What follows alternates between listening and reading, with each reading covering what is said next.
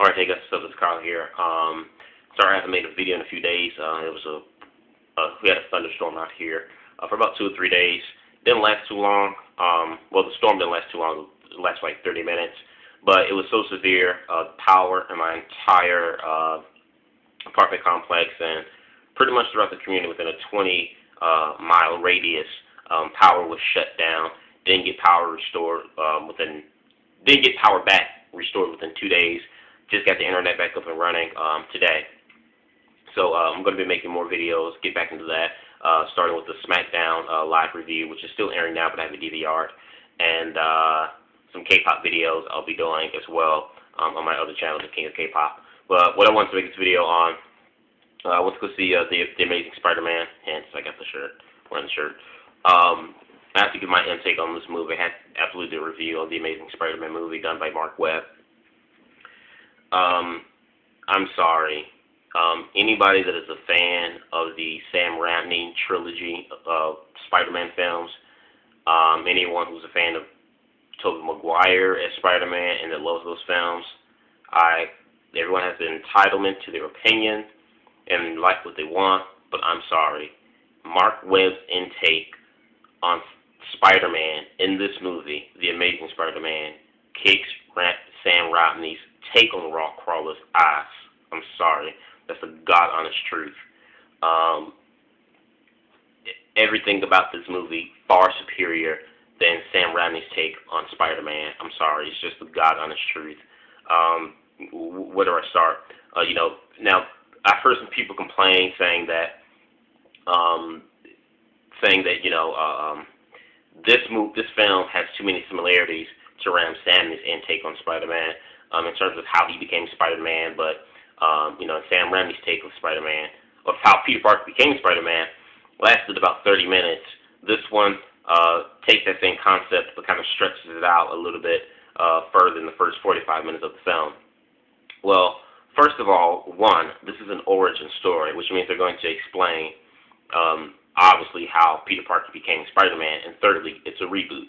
So if you're someone who does not go into this film and not expecting them to explain again of how Peter Parker is Spider-Man, even though we already know how Peter Parker became Spider-Man, but if you're someone going to see this film and you don't have the thought that, one, this was an origin story, and two, it's a freaking reboot, I don't mean to offend anyone, but you're an absolute idiot if you go into that film and think and don't have those two things and set in your mind. You're an absolute idiot. No offense.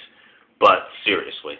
So because it's an origin story and it is a reboot, of course they're going to explain how Peter Parker became Spider-Man, even though we've seen it on the big screen 10 years ago. It's still a different take. It's a little bit similar, but it's still different in its own way. It's just told in a different way. I mean, it's just like when you have two people, just like there's a story, there's a story to every side, or there's a side to every story.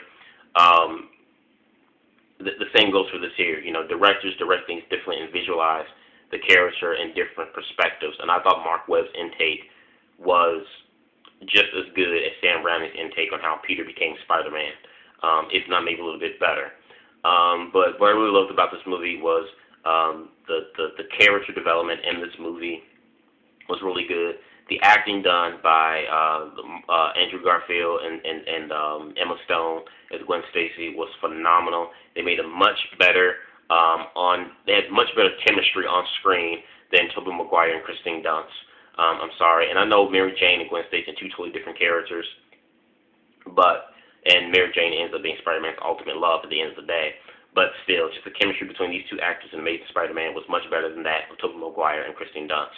I love the fact the theme of this Spider-Man was that he was in high school. In the first Spider-Man film 10 years ago, Spider-Man was in high school for like 30 minutes. That's it. So I like the theme of Spider-Man being in high school throughout the entire film, being a troubled teenager, because that's what he was before he became, a man and all this other stuff. Absolutely loved Andrew Garfield as Spider-Man. People hated on Andrew Garfield when it was 2 years ago when Andrew Garfield was confirmed as Spider-Man. People complained and moaned and said, "Oh my God, what's going on here? They're ruining Spider-Man." I did not have those thoughts since day one. It was confirmed that he was going to play the role.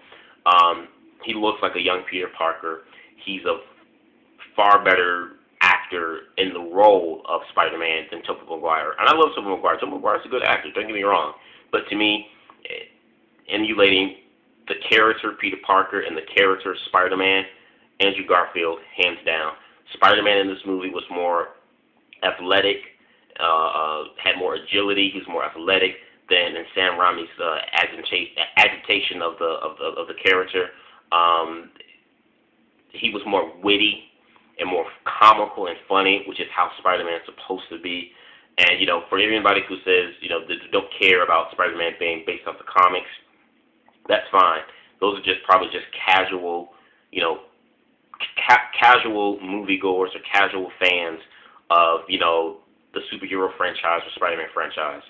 But for anybody who's grown up and read the Spider-Man comic books and wants to see a movie take those elements and follow it exact, this is the movie right here for Spider-Man. This is the perfect example. Gwen Stacy being the first love of Peter Parker, the Lizard being Spider-Man's very first villain, not the Green Goblin, the acting and Spider-Man being comical and witty, Peter Parker being a troubled teen. He had more teenage problems in this film than he did in the original trilogy films. But the difference between this adaptation of Peter Parker going through things and Tobey Maguire playing Peter Parker and going through crap is that Tobey Maguire whined and complained a lot like a baby to the point where you just absolutely hated him as Spider-Man and you hated the character. Andrew Garfield, you know, he had his trouble. He was kind of Parker wasn't meant to be out as a crybaby like he was in the other films. He wasn't having all of these emotional problems. He wasn't crying every chance he got in front of Gwen Stacy and crying, I love you, just please don't do this to me, you're breaking my heart. He wasn't like that at all. He was not a sad, sucking crybaby, you know, heartbroken or anything. And in this movie, the way the characters were built, I thought was much better than Sam Raimi's version of Spider-Man. I thought the Lizard looked good. I mean, like I said, the animations, there was nothing really, like, outstanding, because the only CGI animation he had was the Lizard, and then, of course, some of the stuff that Spider-Man did was animated, but it was still wonderfully done. You didn't need any over-the-top explosions for this movie. You had good character development, good acting. They nailed the story down perfectly to the T. They've nailed the Spider-Man character down. The love scene wasn't like, it didn't draw out through the entire movie where it's like, this is like you're watching a freaking Twilight. I mean, you got some action, you got the character development, you got a little bit of your romance, but not so much where it just took over the entire film in its entirety. So this Amazing Spider-Man movie was done right by the comic books. If anyone who's a fan of the Sam Raimi's films, you know, my hat's off to you. I think this was far better than all the other three Spider-Man movies. Spider-Man 3 was done so terribly bad, it just put a bad taste in my mouth. And I never really even cared too much for the first two movies before that. So this is done right. I recommend you guys go see the Amazing Spider-Man movie. If you've already seen it, give me your thoughts in the comment box below. Subscribe. Peace.